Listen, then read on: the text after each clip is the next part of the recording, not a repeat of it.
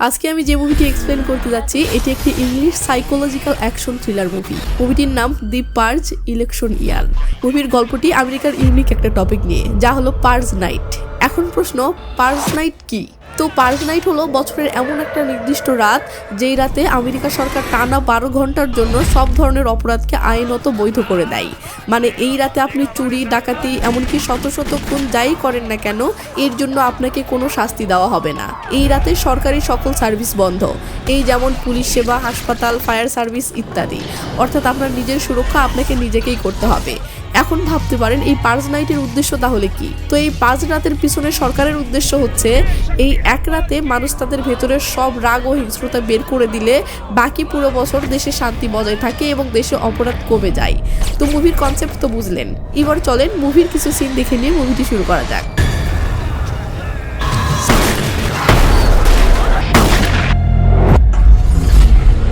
Emergency services will be suspended. Your government thanks you for your participation.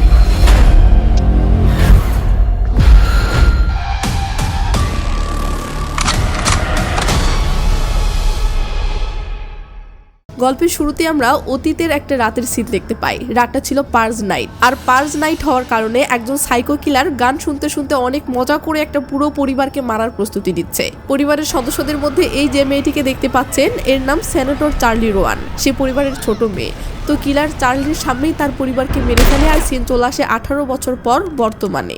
সামনেও আবার সেই purge night শুরু হতে চলেছে। সময় বাকি আছে মাত্র 2 দিন। কিন্তু আমরা দেখি দেশের জনগণ এই পার্জ প্রথা বন্ধ করার জন্য আন্দোলন শুরু করেছে। তো যে সরকার 18 বছর আগে এই পার্জ প্রথা চালু করেছিল এবং এত বছর থেকে এটা বহাল তবিয়তে পালন করে চলেছে, সে রাজনৈতিক দলটির নাম NFFA, পুরো অর্থ new founding father of America, বাংলায় শর্টকাটে বললে জাতির পিতা। যদিও NFFA জনগণকে বুঝিয়েছিল যে পার্জ প্রথা আসলে সমাজের ভালোর জন্যই করা হচ্ছে, কিন্তু এই 18 বছরে দেশের জনগণ ভালোভাবেই বুঝে গেছে সরকার কেবলমাত্র নিজের স্বার্থেই এই পার্জ প্রথাকে ব্যবহার করছে। গত 18 বছর ধরে ক্রাইমকে লিগাল করে দিয়ে সরকার কেবল দরিদ্র ও অসহায় লোকদেরকে হত্যা করে তার ঘাড়ে থাকা দেশের বোঝা কমাচ্ছে। তো জনগণের এমন আন্দোলন দেখে টিভি নিউজে প্রচার হতে থাকে যে সরকারের এই পার্জ নীতির কারণেই মনে হচ্ছে এবার সরকারের পতন হবে এবং সরকারের বিরোধী দলের নেত্রী সেনেটর চার্লি রোয়ান বিপুল ভোটে জিতে যাবে। এটা সেই চার্লি রোয়ান যে 18 বছর আগে এক পার্জ নাইটে নিজের চোখের সামনে পুরো ফ্যামিলিকে খুন হতে দেখেছিল এবং এখন সে পলিটিক্সে এসেছে। তার টার্গেট একটাই, এই জঘন্য পার্জ প্রথা বন্ধ করা। আর জনগণ চার্লির সাপোর্টে দাঁড়াচ্ছে। টিভিতে এসব নিউজ দেখে NFFA এর মেইন লিডার ক্যালেব ওয়ারেন্সের তো মেজাজ খারাপ হয়ে যায়।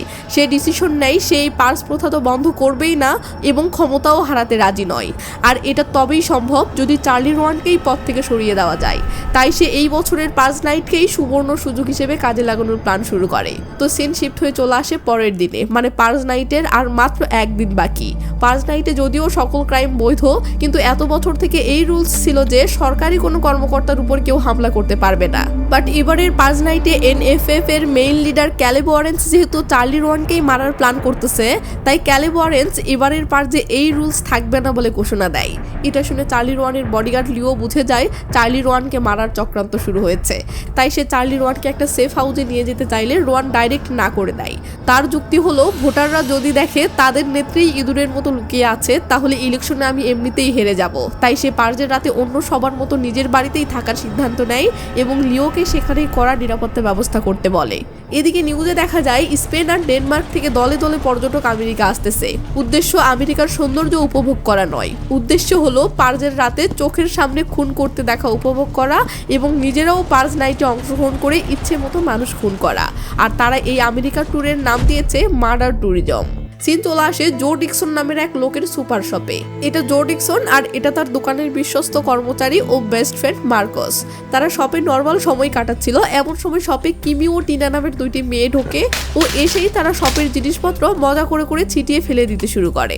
মার্কস সিসি ক্যামেরায় এসব দেখছিলই, এর মাঝে আবার কিমি একটা ক্যান্ডি চুরি করে বুকের মাঝে লুকিয়ে নেয়। মার্কস এটা জো ডিকসনকে জানালে জো ডিকসন রেগে মেগে কিমির কাছে আসেও বলে, এই শালি, যা নিয়েছিস চুপচাপ ফেরত দে, নইলে কিন্তু পুলিশ ডাকবো। এটা শুনে কিমির ভয় পাওয়ার কথা, কিন্তু কিমি এতটাই বখাটে টাইপের মেয়ে যে উল্টো কিমি আরো জোয়ের উপর উল্টো ফাপড় নিয়ে বলে চুপচাপ চলে যাও বলছি, নয়তো তুমি আমার ইজ্জত নিচ্ছ বলে চিৎকার শুরু করবো। কারণ কি সাংঘাতিক মেয়ে রে বাবা। তো এসব দেখে শপের ভিতর থেকে একটা মেয়ে এগিয়ে এসে বলে এ মেয়ে ক্যান্ডি ফেরত দাও বলছি। এটা শুনে কিমি সেই মেয়েটিকে মারতে তেড়ে গেলে টিনা থামাইও বলে আরে এ লেনির আকার। এটা শুনে কিমি মুহূর্তের মাঝে ঠান্ডা হয়ে যায় ও বলে আরে বাপরে, গুন্ডাদের মহারানী লেনির আকার স্বয়ং আমার সামনে দাঁড়িয়ে আছে, আমার তো বিশ্বাসই হচ্ছে না। সত্যি বলতে আমি তো তোমার অনেক বড় ফ্যান, বলতে গেলে তুমিই আমার গুরু। লেনির আকার বলে প্রশংসা অনেক করেছ, এবার চুপচাপ ক্যান্ডি ফিরিয়ে দাও, ওনার থেকে ক্ষমা চেয়ে চলে যাও। এতক্ষণ যে মেয়ে গুন্ডামি করছিল সে মেয়ে এবার চুপচাপ ক্যান্ডিটা ফেরত দেয় ও জোয়ের কাছে ক্ষমা চেয়ে চলে যেতে থাকে।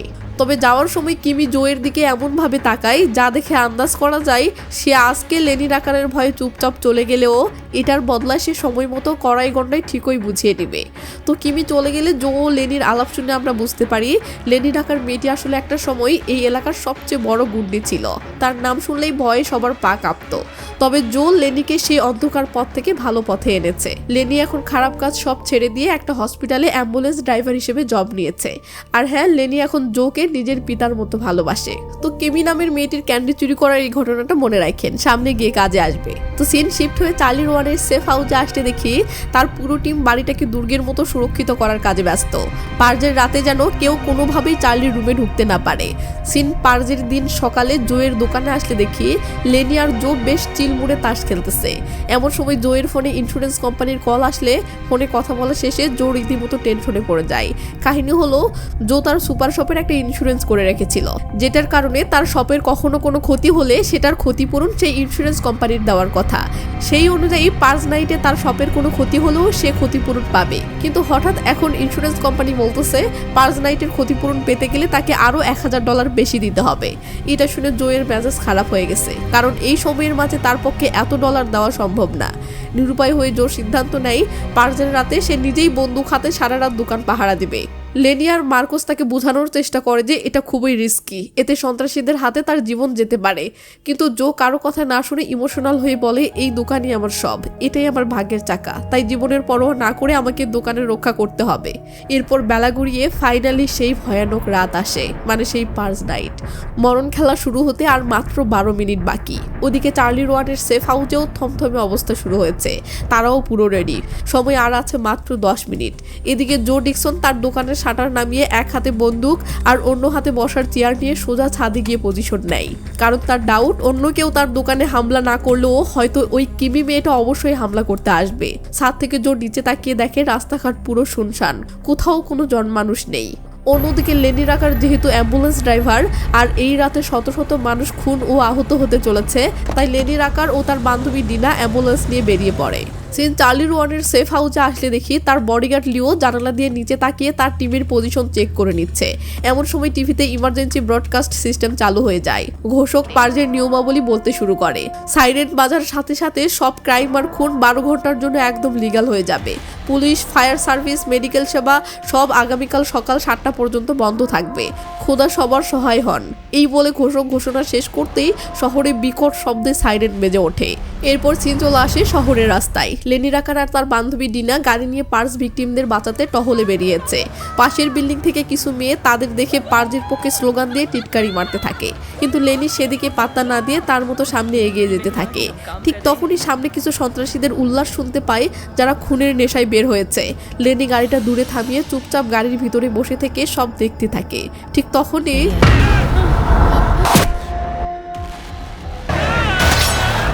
चलो चलो चलो चलो चलो यहाँ से।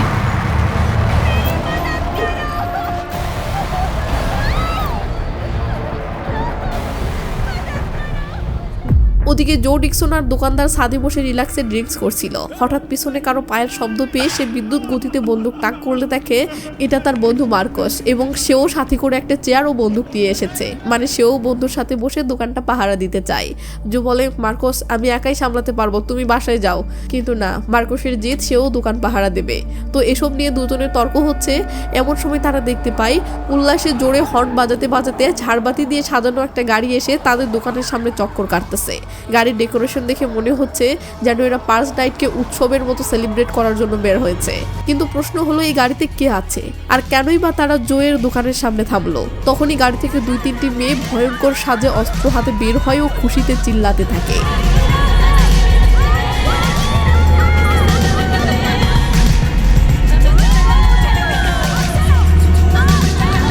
তো এই লেডি গ্যাংয়ের লিডার তার ফেস থেকে মাস্ক খুললে জো ও মার্কস শক। আরে এটা তো সেই কিমি যে জোয়ের দোকানে ক্যান্ডি চুরি করতে গিয়ে ধরা পড়েছিল। তো জো রেগে মেগে কিমিকে গুলি করে, কিন্তু জোয়ের বন্দুক চালানোর অভিজ্ঞতা না থাকায় গুলিটা মিস হয়ে যায়। কিমি তখন সাইকোর মতো একটা হাসি দিয়ে জোকে বলে হ্যাপি পার্স বুড়ো ভাম। জো বলে সবচেয়ে ভালো হবে চুপচাপ চলে যাও। কিমি বলে আমি সেই ক্যান্ডি বারটা খেতে এসেছি আর আমি সেটা নিয়ে তবেই যাব, ক্ষমতা থাকে তো আটকে দেখা। ব্যাস, মার্কস ধ্যাম করে একটা গুলি করে আর তো কিমি রেগে মেগে বলে আমি আজ আমার বাবা মাকে মেরে এসেছি, এবার তোদের পালা। এটা শুনে মার্কস এবার কিমির বুকে পিস্তল নিশানা করলে কিমি ভয়ের ঠালায় গাড়িতে উঠে পড়ে, বাট রাগে ফুলতে থাকে। কিন্তু কি আর করার, পরিস্থিতি বেগতিক, তাই কিমি হার মেনে চলে যায়। সিন শিফট হয়ে চার্লি রোয়ানের সেফ হাউসে চলে আসে। আমরা দেখি চার্লির বাসার চারিদিকে থাকা সিসি ক্যামেরায় খুব গভীর মনোযোগে নজরদারি করা হচ্ছে, মানে সিকিউরিটি পুরো 100তে 100। কিন্তু সিসি ক্যামেরার উপর নজরদারির দায়িত্বে থাকা এই লোকটিকেই যে সরকারি দল কিনে ফেলেছে সেটা চার্লি বা চার্লির বডিগার্ড লিও কেউ জানে না। তারপর যা হওয়ার তাই। সরকারের ভাড়া করা আর্মি দল বাসার এরিয়াতে ঢুকে পড়ে ও বাসার পাহারায় থাকা রক্ষীদের উপর আতঙ্কিত হামলা করে সবাইকে গুলি করে ঝাঁঝরা করতে করতে ধীরে ধীরে বাসার ভিতরে ঢুকতে থাকে। লিও ঘটনাটা টের পেলে এক মুহূর্ত দেরি না করে পিস্তল আর একটা সুটকেস নিয়ে চার্লির রুমের দিকে দৌড় দেয়। ওদিকে সরকারের ভাড়াটে আর্মিরা ভেতরে ঢুকে বাকি অফিসারদের মারতে মারতে চার্লির রুমের দিকে এগোচ্ছে। লিও ঝড়ের গতিতে চার্লির রুমে ঢুকেই বলে ম্যাডাম, কেউ আপনাকে মারতে চাইছে আর বাড়িটা অলরেডি ঘিরে ফেলা হয়েছে, দ্রুত একটা বুলেট প্রুফ জ্যাকেট পরে নিন ও আমার সাথে আসুন। এরপর লিও চার্লিকে নিয়ে একটা গোপন রুমে আসে ও রুমের কার্পেটটা তুললে সেখানে একটা গোপন সুড়ঙ্গ বের হয়। লিও বলে তাড়াতাড়ি এটার ভিতরে ঢুকে পড়ুন। চার্লি সুড়ঙ্গে ঢুকে পড়লে সাথে পিছন পিছন লিও আসে এবং সামনে থাকা হাইটেক সিকিউরিটি গেট আনলক করে চার্লিকে নিয়ে বাড়ির পিছন দিয়ে পালাতে শুরু করে। ওদিকে আর্মিরা চার্লির রুমে এসে তন্ন তন্ন করে চার্লিকে খুঁজতে থাকে, বাট কোথাও চার্লি নেই এবং লিও নেই। এমন সময় এরা জানালা দিয়ে বাহিরে তাকালে দেখে লিও চার্লিকে নিয়ে বাড়ির পিছন দিয়ে পালাচ্ছে। ব্যাস, এরা লাগাতার গুলি শুরু করে, কিন্তু সৌভাগ্যক্রমে চার্লি ও লিও নিজেকে কিছুটা রক্ষা করে নিতে পারে। এরপর লিও যখন পাল্টা গুলি করার জন্য ঘুরে দাঁড়ায় তখনই একটা গুলি এসে লিওর কাঁধে লাগে আর সে মাটিতে লুটে পড়ে যায়। ওদিকে আর্মিরা এলোপাতাড়ি গুলি চালাতেই থাকলে চার্লি মাথা নিচু করে বসে পড়ে। এই সুযোগে লিও তার পকেট থেকে রিমোট বের করে বাটনে চাপ দিতেই বুম, সেনেটরের রুমে রেখে আসা সুটকেসটা ব্লাস্ট হয়ে যায় ও রুমের ভেতরে থাকা সকল শত্রু শেষ। লিও এবার গুলিবিদ্ধ কাঁধেই চার্লিকে উদ্ধার করে নিয়ে সেখান থেকে পালাতে থাকে। তখন ড্রোন শটে পুরো শহরের ভয়ানক চিত্র দেখানো হয়। আমরা দেখি পুরো শহরেই শুধু আগুন আর ধ্বংসলীলার চিত্র। সেন শিফট হয়ে জো ডিকসনের দোকানের সামনে আসে। লেনি রাকার তার গাড়ি নিয়ে এদিক দিয়ে যাচ্ছিল, তাই এখানে থেমে জো এবং মার্কোসের খোঁজ নেয় তারা ঠিক আছে কিনা। এরা জানে এরা ঠিক আছে, সেই সাথে এরা লেনিকেও সাবধানে থাকতে বলে। অন্যদিকে চার্লি রোয়ান ও তার বডিগার্ড লিও নিরাপদ কোনো স্থানে যাওয়ার জন্য প্রাণপণে দৌড়াচ্ছে। তো চার্লির নিজের দলের লোক যখন টাকার কাছে বিক্রি হয়ে গেছে তখন কাউকে বিশ্বাস করার মতো আর পরিস্থিতি নেই, তাই সে শহরের বাহিরে উত্তরের দিকে যাওয়ার ডিসিশন নেয়। তো তারা দৌড়াচ্ছে, হঠাৎ গাড়ির আওয়াজ পেয়ে দেয়ালের আড়ালে লুকিয়ে পড়ে। একটা বড় ট্রাক সামনে দিয়ে যায়। সেখান থেকে হ্যান্ড মাইকে ঘোষণা করা হচ্ছে পার্স স্যানিটেশন সার্ভিস, মানে এরা রাস্তা থেকে লাশ কুড়াচ্ছে আর শহর পরিষ্কার রাখছে। তো গাড়িটা চলে গেলে এরা আবার সাবধানে এগোতে থাকে। একটা সময় হঠাৎ এরা লক্ষ্য করে একটা ড্রোন এদের পিছু নিয়েছে। চার্লি ভাবে এটা হয়তো তার শত্রুপক্ষের ড্রোন, কিন্তু লিও বলে না, এটা পার্জারদের ঘরে বানানো ড্রোন। তো পার্জাররা খুন করার জন্য এইভাবে মানুষ খুঁজতেছে। তো ড্রোনের নজর ফাঁকি দিয়ে এরা একটা চিপাগুলির ভিতর দিয়ে দৌড়াতে থাকে। এভাবে অনেক দৌড়ানোর পর একটা সময় এরা ড্রোনটার নজর ফাঁকি দিয়ে ফেলে, কিন্তু চার্লি খেয়াল করে ড্রোনটা আবার কাছে চলে এসেছে। চার্লি এটা লিওকে বলতেই লিও ধ্যাম করে ড্রোনে গুলি করে একদম ধ্বংস করে দেয়। বিপদ কিন্তু এখনো কাটেনি। এরা দৌড়ে শহরের মেন রাস্তায় আসতেই দেখে রাস্তায় লাশের মেলা বসেছে, মানে পার্স ভিকটিমদের লাশ সব ছড়িয়ে ছিটিয়ে পড়ে আছে। এখন কে জীবিত আর কে মৃত সেটা তো বোঝা মুশকিল। তাই লিও চার্লিকে সিকিউরিটি দিয়ে সামনে বন্দুক তাক করে পা টিপে টিপে সামনে এগোচ্ছে। হঠাৎ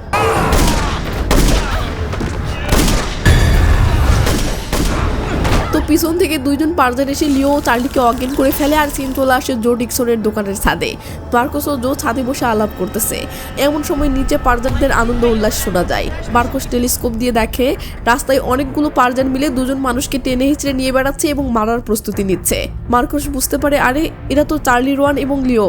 তো পার্জাররা চার্লি ও লিওকে মারার জন্য পুরোদমে আয়োজন শুরু করেছে। এই বুঝি মারলো। ঠিক তখনই তো সবাইকে শেষ করার পর জো ডিকসন চার্লি বলে ডাক দিলে চার্লি মাথা তুলে তাকায়। জো বলে আমার সাথে আসুন। এই বলে জো তার দোকানটা খুলে দিলে চার্লি ও লিও যান বাঁচাতে সেই দোকানে ঢোকে। কিন্তু লিও জায়গাটা সেফ কিনা সেটা চেক করতে থাকলে জো বলে টেনশন নেবেন না, এটা আমারই দোকান, আপনারা চাইলে আজ রাতটা এখানে থাকতে পারেন। আর হ্যাঁ, আজকে পার্জের রাতে আপনারা বাহিরে কি করছিলেন? চার্লি বলে দুশমন আমার উপর হামলা করেছিল, তাই পালিয়ে এসেছিলাম, কিন্তু পথের মাঝে আবার পার্জারদের হাতে আটকা পড়ে গিয়েছিলাম। তবে সৌভাগ্য যে আপনি এসে রক্ষা করলেন। তো আপনার নামটা কি? জো হ্যান্ডশেক করে বলে আমি জো ডিকসন। এরপর সে মার্কুসের সাথেও চার্লি ও লিওকে পরিচয় করিয়ে দেয়। চার্লি জোকে বলে তোমার এখানে কি প্রাথমিক চিকিৎসার টুল কিট আছে? লিওর বুকে বুলেট ঢুকে আছে, এটা বের করতে হবে। কিন্তু বুলেট অনেক ভিতরে ঢুকে গেছে, তাই মার্কুস বুলেট বের না করে জাস্ট ক্ষত স্থানটা পরিষ্কার করে ব্যান্ডেজ করে দেয়।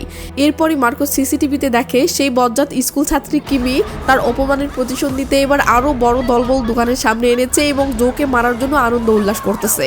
বাহির থেকে সে চিল্লিয়ে বলতে থাকে আমি ওই ক্যান্ডি বার চাই, সাথে তোর মাথাটাও চাই। চার্লি অবাক হয়ে জোর কাছে জানতে চাই এই মেয়েগুলো কে? জো বলে এই শহরের গুন্ডি, আমার দোকানে চকলেট চুরি করতে এসে ধরা পড়েছিল, তারপর থেকে পিছু লেগেছে। ওদিকে কিমি সাথে করে ইলেকট্রিক করাত নিয়ে এসেছে, যা দিয়ে নিমিষেই শাটার কেটে ভিতরে ঢুকে পড়বে। লিও তখন পালানোর কথা বললে চার্লি বলে পালাবে কি করে? দেখছো না ওরা দুই গেটের সামনেই পজিশন নিয়েছে। ওদিকে কিমি হুমকি দিচ্ছে সে জোকে তো মারবেই, সাথে তার দোকানটাও মাটির সাথে মিশিয়ে দিবে। জো বুঝতে পারে তাকে একমাত্র একজনই বাঁচাতে পারে, তা হলো লেনি। তাই সে তাড়াহুড়ো করে লেনিকে কল করে, কিন্তু ওদিকে আবার লেনি এমন ব্যস্ত আছে যে তার ফোন বাজতেছে, কিন্তু সেদিকে তার খেয়ালই নেই। কেমনটা লাগে? জো তখন শেষ ভরসা হিসেবে একটা ভয়েস মেসেজে বিষয়টা বলে রাখে। এদিকে লিও বুঝে যায় বাহিরের সাপোর্টের ভরসায় বসে থাকলে চলবে না, কারণ ওরা ততক্ষণে ভিতরে ঢুকে পড়বে। মার্কো জানতে চায় এখন তাহলে তাদের কি করা উচিত। লিও বলে আমাদের নিজেদেরকেই সিচুয়েশনটা হ্যান্ডেল করতে হবে। এই বলে লিও পুরো প্ল্যান বুঝিয়ে দেয় এবং কে কোন জায়গায় অবস্থান নেবে সেটা ঠিক করে দেয়। ওদিকে সিন বাহিরে আসলে দেখি কিমি শাটার কাটার জন্য রেডি হচ্ছে। এদিকে ভিতরে এরা পিস্তল নিয়ে যে যার মতো পজিশন নিচ্ছে, পুরো একদম থমথমে অবস্থা। अब तुम्हें हमसे कोई नहीं बचा सकता। उसके लिए मैं कुछ भी कर सकती हूँ। তো শাটার কাটা প্রায় শেষ, এখন কিমি ভিতরে ঢুকবে ও জো সহ সবাইকে মেরে ফেলবে, এই উল্লাসে নাচতেছে। ঠিক তখনই দেখি লেনি রাকার তার গাড়ি নিয়ে ঝড়ের গতিতে এদিকে আসতে থাকে।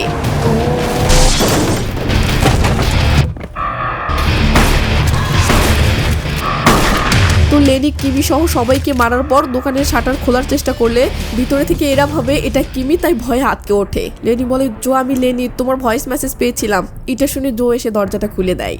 তো এখান থেকে পালানোর জন্য সবাই লেনির অ্যাম্বুলেন্সের দিকে দৌড় দিলে জো যেতে চায় না, কারণ সে তার দোকানে এভাবে ফেলে যাবে না। দেখ বন্ধু, এখন চার্লি ও লিওকে নিরাপদে রাখাটাই আমাদের মেইন ডিউটি, তাই দোকানের মায়ের ছেড়ে আমাদের সাথে চল। তারপরেও জো যেতে না চাইলে লেনি প্রমিস করে বলে এখন চলো, কথা দিলাম পরে আমি ও তুমি দুজনে পার্টনার হয়ে দোকানটা আবার গড়ে তুলবো। এবার জো রাজি হয় ও গিয়ে গাড়িতে উঠে পড়ে ও রওনা দেয়। লিও গন্তব্য জানতে চাইলে লেনি বলে আমরা শহরতলির দিকে যাচ্ছি, কারণ ওদিকটা একটু সেফ। সিন শিফট হলে ড্রোন শটে দেখা যায় ভাড়াটে আর্মি প্রধান হেলিকপ্টারে করে এদেরকেই খুঁজছে। আর্মি প্রধান তার টিমকে নির্দেশ দেয় টার্গেটকে জীবন্ত ধরতে হবে। আর হ্যাঁ, জিপিএস লোকেশন মোতাবেক চার্লি ও লিও আশেপাশেই আছে। এখন প্রশ্ন, এরা জিপিএস লোকেশন কিভাবে পাচ্ছে? এদিকে গাড়ির জানালা দিয়ে চার্লি গাছে ঝুলন্ত লাশ আর নৃশংস সব হত্যার দৃশ্য দেখে শিউরে ওঠে। তার মনে প্রশ্ন, এসব কিভাবে সম্ভব? তো এরা এসব নিয়ে আলাপ করছিল, হঠাৎ এদের গাড়ির উপর হামলা শুরু হলে সবাই এটা ভেবে ভয় পেয়ে যায় যে কেউ হয়তো তাদেরকে টার্গেট করেছে। লিও তখন জানালা দিয়ে দেখে দুই পার্জার গ্রুপ নিজেদের মধ্যে গোলাগুলি করছে, মানে এদেরকে কেউ টার্গেট করেনি। এটা ভেবে এরা যেন হাঁপ ছেড়ে বাঁচে। এদিকে লিও খেয়াল করে তাদের লোকেশন শত্রুপক্ষ আবার পেয়ে গেছে। লিও অবাক হয়ে চার্লিকে বলে ওরা আমাদের আবার কিভাবে খুঁজে পেল? নিশ্চয়ই কিছু একটা ঘাবলা আছে। তাড়াতাড়ি গাড়ি বামে মোড় নাও ও সোজা ওভারব্রিজের নিচের দিকে যাও। এটা শুনে ড্রাইভার গাড়ির স্পিড বাড়িয়ে দেয়। রাস্তার আশেপাশে তখন পার্জারদের উন্মাদ স্লোগান। তারা চিৎকার করে বলছে আজ রাতে হয় মরবো না হয় মারবো, যারা শক্তিশালী কেবল তারাই টিকবে। ওদিকে আকাশ থেকে হেলিকপ্টারে থাকা সেই ভাড়াটে আর্মি প্রধান এদের গাড়ির লোকেশন ফ্লাইওভারের নিচে পায়। এটা দেখে সে তার নিচের ইউনিটকে করার নির্দেশ দেয় দ্রুত গাড়িটিকে ফলো করো, নইলে টার্গেট মিস হয়ে যাবে। এদিকে লেনি রাকারের গাড়ি ফ্লাইওভারের নিচে পৌঁছালে জানালা দিয়ে তারা এক ভয়াবহ দৃশ্য দেখতে পায়। সেখানে এক বিশাল পার্জার গ্যাং একে অপরের সাথে ভয়ঙ্কর মারামারিতে লিপ্ত।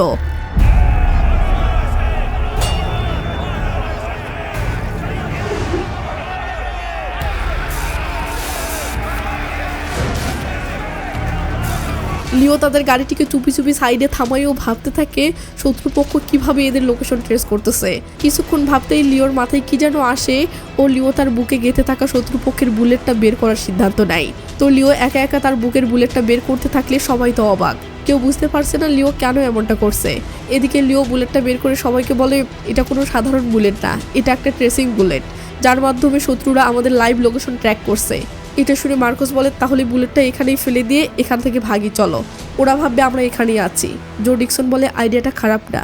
ঠিক তখনই জো ডিকসন খেয়াল করে একদল পারজার তাদের গাড়ির দিকে এগিয়ে আসছে। একজন দুইজন হলে তাও লড়াই করা সম্ভব ছিল, এই তো দেখি পুরো গ্যাং আসতেছে। এটা দেখি এরা গাড়ির ভিতরে ভয়ে জড়সড় হচ্ছে, ওদিকে আর্মি প্রধানও এই লোকেশনে আসতেছে। কি একটা অবস্থা। এর মাঝেই পারজাররাও এদের গাড়ির নিকটে চলে আসে ও গাড়ির গ্লাস ভাঙার জন্য অস্থির হয়ে পড়ে। এই বুঝে এরা জানালা ভেঙে এদের সবাইকে শেষ করে ফেললো অবস্থা। বাঁচার কোনো উপায় এরা কেউ দেখছে না।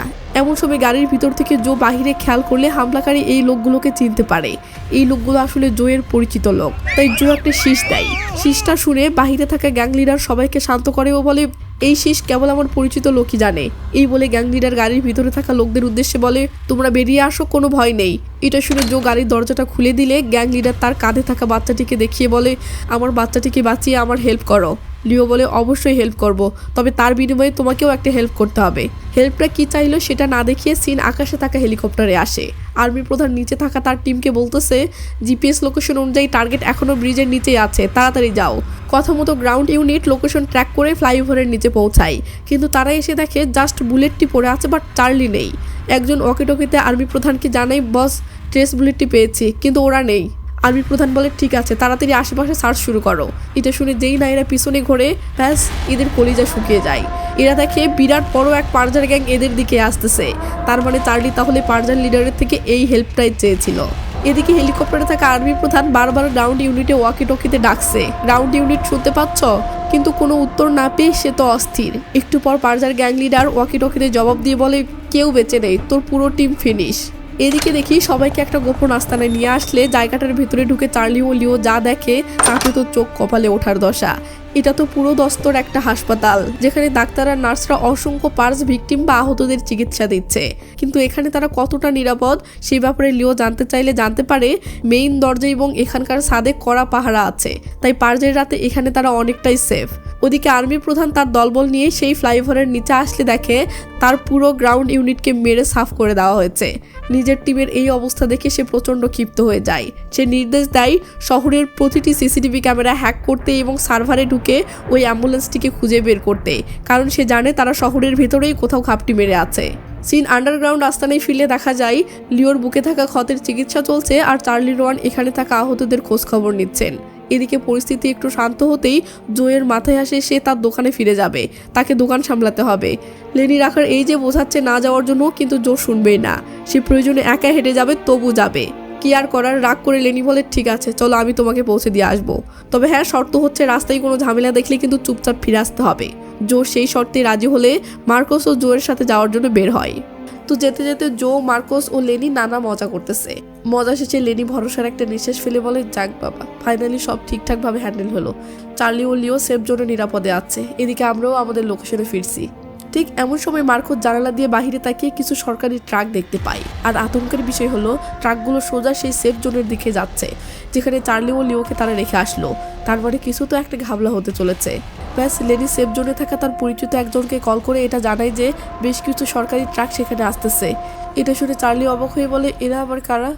লিও বলে নিশ্চয়ই এরা সরকারি সেনা, তাই আমাদেরকে এক্ষুনি এখান থেকে পালাতে হবে। কিন্তু চার্লি এখানে থাকা আহতদের রেখে কিছুতেই যাবে না। তখন লিও বলে এদের উপর হওয়া অত্যাচারের বিচার করতে হলে আপনাকে বেঁচে থাকাটা সবচেয়ে বেশি জরুরি, তাই আপনাকে এক্ষুনি এখান থেকে পালাতে হবে। এই বলে লিও এক মুহূর্ত দেরি না করে লেনিকে ফোন দিয়ে বলে এক্ষুনি 3 নম্বর গলিতে গাড়ি নিয়ে চলে আসো। লেনি রাজি হলে জো ডিকসন বিরক্তি দিয়ে বলে ধরো আমাকে আবারও সেই মরার জায়গাতেই যেতে হবে। ওইদিকে লিও চার্লিকে নিয়ে গোপন একটা রাস্তা ধরে 3 নম্বর গলির নিকটে আসতেই দুম করে পারজারদের একটা পাতানো ফাঁদ লিওকে আঘাত করতে ধরে। তো এরা পারফেক্ট টাইমিং বুঝে নিয়ে কৌশলে ফাঁদটা পেরিয়েই সোজা দৌড়াতে থাকে। এরপর এরা ঠিক সেই 3 নম্বর রাস্তার মোড়ে আসতেই সেখানে লেনিও গাড়ি নিয়ে চলে আসে। চার্লি ও লিও সেই গাড়িতে উঠে পড়লে লেনি চলতে শুরু করে। চার্লি জানতে চায় এখন তারা কোথায় যাবে। লিও বলে এই শহরের বাহিরে। তো গাড়ি যেতে থাকলে চার্লি ও লিও নানা আলাপ করছে, হঠাৎ এই গেল একটা গাড়ি এসে এদের গাড়িটিকে ধাক্কা মেরে ফেলে দিয়েছে।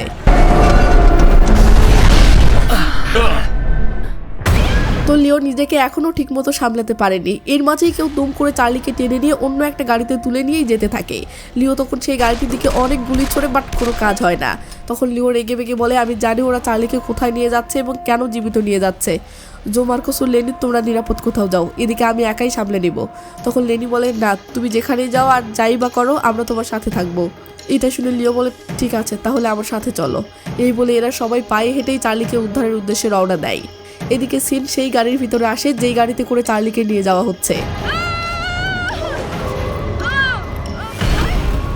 তো গাড়িটি একটা চার্চের সামনে এসে থামে। এরপর আর্মিরা চার্লিকে জোর করে গাড়ি থেকে নামিয়ে নিয়ে টেনে হিঁচড়ে সেই চার্চের ভিতরের দিকে নিয়ে যেতে থাকে।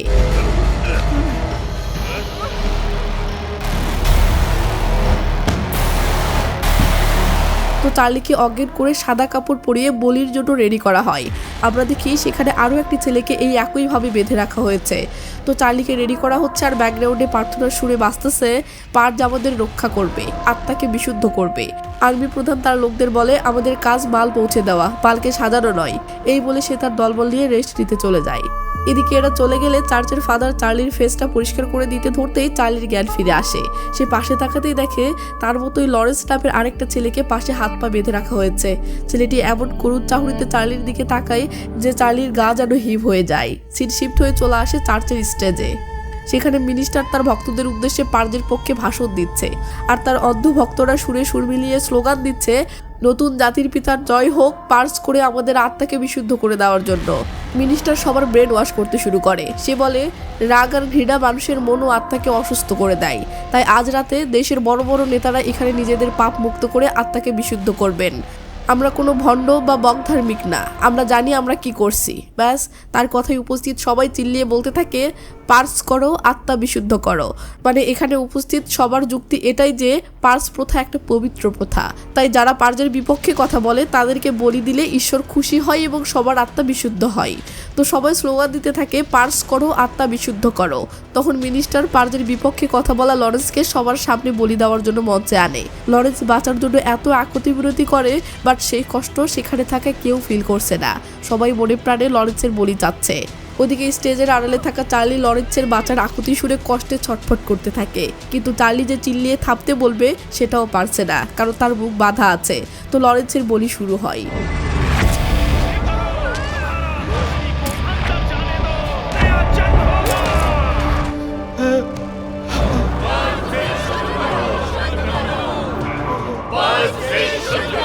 তো লরেন্সের পর এবার চার্লির পালা। কিন্তু এখানে এই স্টেজে যে এখন চার্লির বলি হতে চলেছে সেটা এখানকার দর্শকেরা জানে না। এটা সবার জন্য সারপ্রাইজ হিসেবে রাখা হয়েছে। তাই চার্লির মাথায় কাপড় দিয়ে ঢেকে চার্লিকে স্টেজে নিয়ে আসা হয়। মিনিস্টার সবার উদ্দেশ্যে বলে, এখন আমরা যাকে শহীদ করতে চলেছি এই মহিলা আমাদের পবিত্র পার্জের বিরুদ্ধে কথা বলে, আমাদের পবিত্র পার্জ প্রথা বন্ধ করতে চায়, তাই আমরা একে বলি দিয়ে আমাদের আত্মা বিশুদ্ধ করব। এই বলে মিনিস্টার সবার সামনে চার্লির ফেস রিভিল করলে উপস্থিত অন্ধভক্তরা ঠিক ঠিক বলে সাপোর্ট দিতে থাকে। ওদিকে দেখি লিও, জো, মার্কোস, লেনি সবাই গোপন পথে দিয়ে চার্চের দিকে আসতেছে।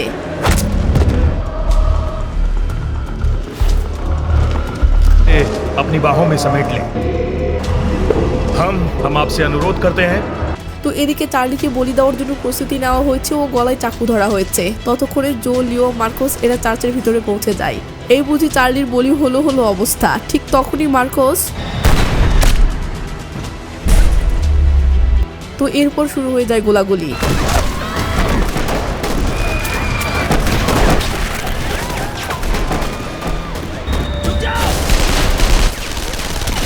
তো পুরো চার্চ ফাঁকা করে শেষে লিও সবাইকে নিয়ে নিচে নেমে আসে এবং তারা চার্লির কাছে এসে তার হাতের বাঁধন ও মুখের টেপ খুলে দেয়। এরপর জিজ্ঞেস করে, আপনি ঠিক আছেন? চার্লি বলে, আমি ঠিক আছি। ওদিকে এদের টিম রেগে মেগে মিনিস্টারকে মারার জন্য গেলে চার্লি এদেরকে বাধা দেয় ও বলে, আমরা কিছুতেই ওনাকে মারতে পারি না, কারণ আমি তাকে হত্যা করে জিততে চাই না, বরং তাকে নির্বাচনে ভোটে হারিয়ে জিততে চাই। এই বলে চার্লি মিনিস্টারকে না মেরে এদের সাথে করে নিয়ে এখান থেকে বের হতে থাকে। তো এরা গোপন একটা রুমের ভিতর দিয়ে যেতে থাকলে হঠাৎ সেই রুমে যা দেখে তা দেখে এদের গা যেন হিম হয়ে যায়। এরা দেখে এই রুমে এমন অনেক অসহায় দরিদ্র মানুষদেরকে নির্মমভাবে বন্দী করে রাখা হয়েছে, যাদেরকে আজ রাতে বলি দেওয়া হতো। এটা দেখে চার্লি রেগে মেগে মিনিস্টারকে ধরে বলে, তুমি একটা জল্লাদ, আমি তোমাকে উচিত শিক্ষা দেব, তবে সেটা ভোটের ময়দানে। এই বলে চার্লি মিনিস্টারকে ছেড়ে দিয়ে অসহায় লোকগুলোর কাছে গেলে লিও মিনিস্টারকে বলে, সরি, আমি চার্লির মতো এত ভদ্র মানুষ নই। এই বলেই তো চার্লির লোকগুলোর হাত পায়ের বাঁধন খুলে দিতে শুরু করলে মার্কোস বলে, তোমরা এখানে থাকো, আমরা গাড়ির ব্যবস্থা করছি। এই বলে মার্কোস সাথে আরেকজনকে নিয়ে চার্চের পার্কিং লটে চলে আসে। ঠিক তখনই সেখানে আর্মি সেনাদের এন্ট্রি হয় ও আর্মি সেনারা এলোপাতাড়ি গুলি করতে শুরু করে। তো বাহিরে গোলাগুলির আওয়াজ শুনে লিও বেরিয়ে আসে এবং গোলাগুলিতে যোগ দেয়।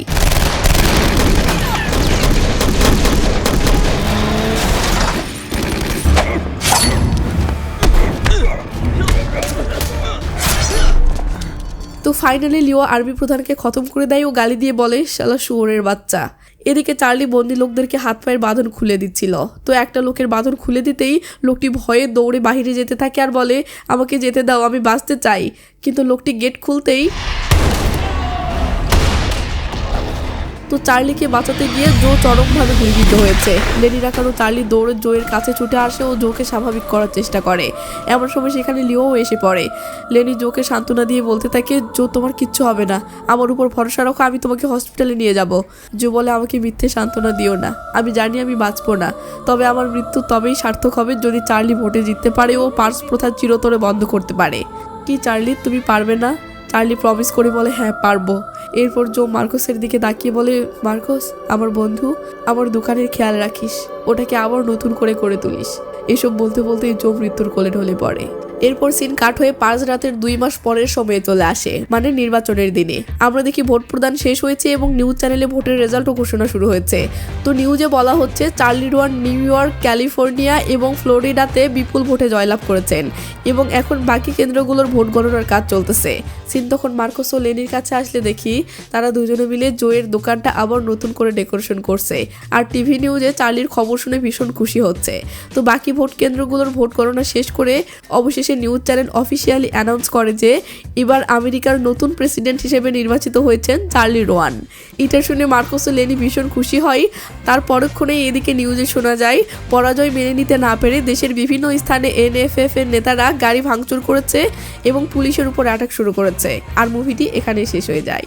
জানি না মুভিটি আপনার কেমন লেগেছে, তবে সর্দি জ্বর নিয়ে ভিডিওটি বানাতে আমার প্রচুর কষ্ট হয়েছে, তাই পারলে ভিডিওতে লাইক কমেন্ট করেন, এতে একটু হলেও মন ভালো হবে।